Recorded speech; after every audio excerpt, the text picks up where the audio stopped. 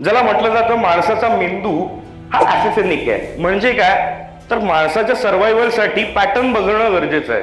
मग तोच तयार झालेला 2,90,000 वर्षांचा जो मेंदू आहे तो घेऊन ज्याला आपण शेअर बाजाराकडे बघायला लागतो ते असं नाही म्हणत की 4 दिवस शेअर बाजार वाढता होता या 4 सेशन्स वाढता होता. आपण काय म्हणतो मार्केट वाढायला लागलं, आता मार्केट पडायला लागलं. असं नाही म्हणत आपण की गेली 6 सेशन्स मार्केट पडतंय.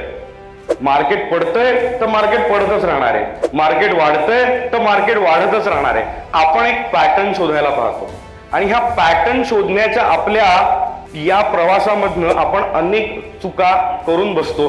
हे साधारण कसं होत असतं तर एक महाकाय विशाल हत्ती असेल आणि जे 7 अंधांची गोष्ट आहे, ज्या भागाला ते हात लावतात त्यांना वाटतं हत्ती तसा आहे. तसा आपला मेंदू हा शेअर बाजाराला या व्यवस्थेला समजून घ्यायचा प्रयत्न जितका करतो आपल्या मनात त्याच्या ज्या पॅटर्न तयार होतात त्याप्रमाणे आपण शेअर बाजार समजतो.